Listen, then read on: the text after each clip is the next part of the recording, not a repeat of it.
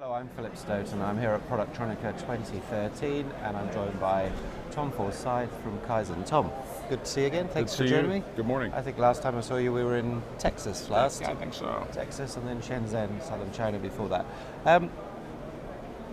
What kind of innovations? What's new in the cleaning world at the moment? Well, there's a number of things that are new. Of course, in the bigger picture, there's a lot of demand on the advanced packaging and 3D and 2D and 2.5D and that sort of thing. But a bit closer to everyone's home. Of course, that's a subset of the population. On a broader base, we've been doing a lot of work and study in the stencil cleaning arena, and looking at the materials, including our own, as well as all the tooling and the machines that are out there. We discovered something really interesting, in that unlike what we see in other areas, where there's constant innovation on the material side, moving ahead rapidly, and the machines are kind of making modest incremental gains. Yep.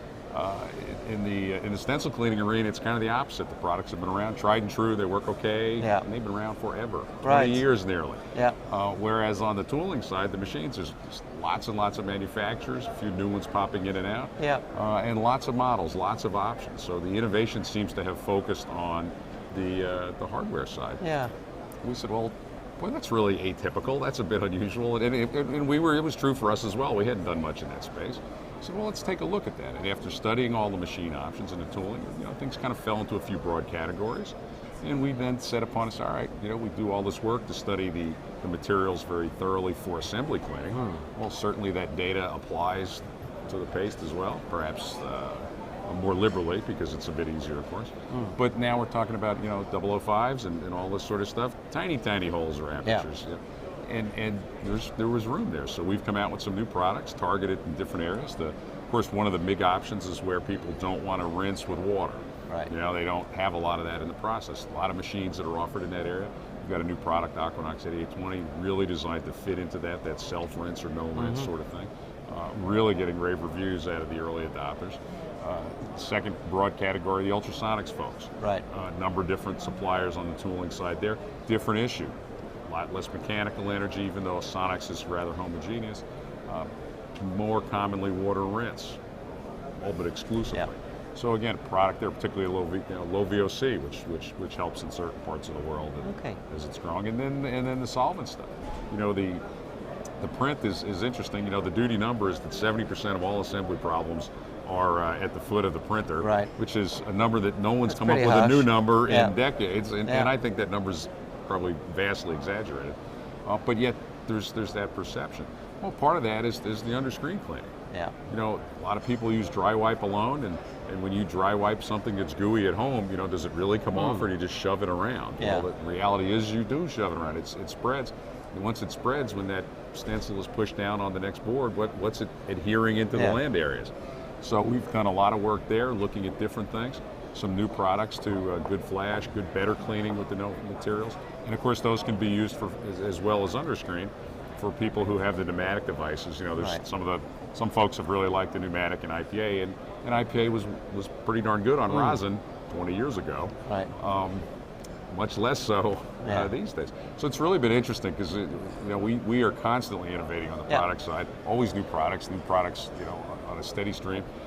But this was an area we just really hadn't said, we and I think everyone else, it's just stencil cleaning, what's changed? Yeah. And of course, everything's changed. Yeah. So it's really pretty exciting, and the customers are really reacting to it. It's really I would imagine so. And from a customer point of view, it's interesting because I see quite a lot of the screen print guys wanting to provide total solutions. They talk about total solutions, providing the printer, providing the screens, providing cleaning materials, those kind of things.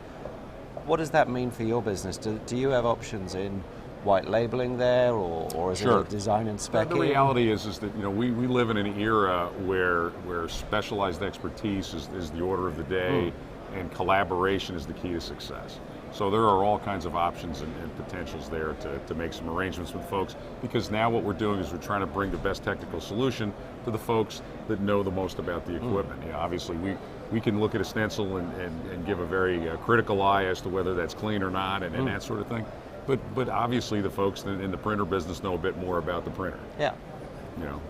So those are absolute options and things that are being developed as we speak. Okay, and we also see quite a lot of additions to the print process. We see things like, for example, the Proactive that DEC have, the vibrating squeegees, those kind of things that change the dynamic of the actual print. Does that impact then on the cleaning process? Well, I think it does, because all these things become more sensitive. What's going on is as those are being developed, they're being developed with a set of presumptions about the cleanliness of the stencil, any potential residue on it.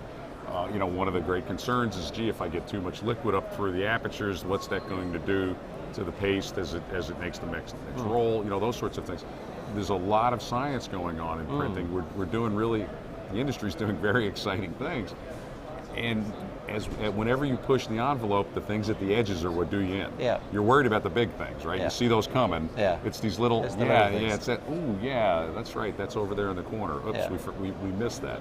So that's where us coming in and really looking at this, raising those issues, engaging the folks that are working on those technologies is hopefully going to help them avoid those things, much like we do in the solder paste arena, where we work with all the major brands around the world, evaluating their materials and providing them feedback on cleanliness. Yeah. We often get them in the development pipeline where they'll have some sort of experimental name. We don't know what it is. Yeah. XYZ2, here's the data. Yeah. Well, that's feedback for them. If they've got 2 or 3 versions that are all looking perfect, one cleans a little better, maybe that's the one they introduce. Yeah. That's great feedback for them. That's a service we provide those folks. Helps us and our customers as well. It's the same thing on the print side. This is science and data that they really don't have the ability to generate themselves, and frankly don't have the background to do, much as we don't have the background to evaluate the print itself. Yeah. And it's that collaboration that's really critical, and it's everywhere in our industry these days. Collaboration is the order of the day. Yeah, and as you do introduce those chemicals, whether it's OEM, whether you're selling them direct, however you're doing them, how complex is it in terms of the compliance process, in terms of getting, authorization, certification? Because that compliance has to go maybe through a white label chain. Kind of varies. If we take the stencil cleaning and even the understream cleaning tends to be, the reason it hasn't changed in 20 years is no one cares much about it. Okay. Right? So therefore, there's not a lot of pushback in those areas, because it's like, oh yeah, that is happening there. Yeah. I guess maybe we should think about that a bit more, but not so much. Now, when as new pastes and all that sort of stuff, there's a big deal. When we get into assembly cleaning, there's much more of an approval and a control sort of process, and it varies. The military medical people are quite tight on that. Frankly, they rarely like to change anything. Yeah.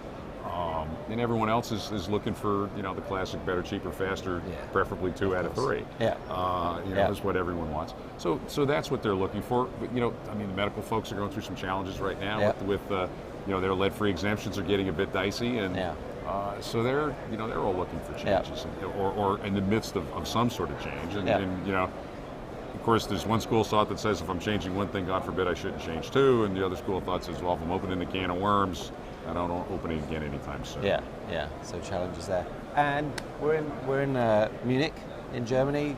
The European market seems to have a little bit of a buoyancy at the moment. I don't know if that's the hype of a trade show or whether it's real. I know Q1 was good. Middle of the year, it was a little bit dicey is the word, from a lot of, especially the capital guys. On the consumable side, we're our ups aren't as up and our downs aren't as down, so we're not as sensitive a meter on that as the capital folks on. But that's clearly the word on the street.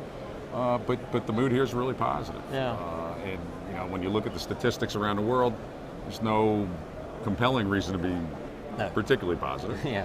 But things are certainly on the uptick, and I think it's been such a lengthy trough. That I think we're tired of looking down. We want to look up. I think so much of when you look at the numbers are mostly the same in Europe. 60 or 80% of the GDP is essentially going to lunch. It's consumer spending. And going to lunch twice a week instead of one is an emotional decision. It's not a scientific decision. It's not even a financial decision. But yet, it's a big number at the end of the year. And so mood and impression is such a big deal. And I think what's going on is that people have been, and while there's a segment of the society that's in dire straits and dealing with very difficult issues, the larger part is just worry. Worry means I go to lunch once instead of twice. Worry means I put something off to next quarter.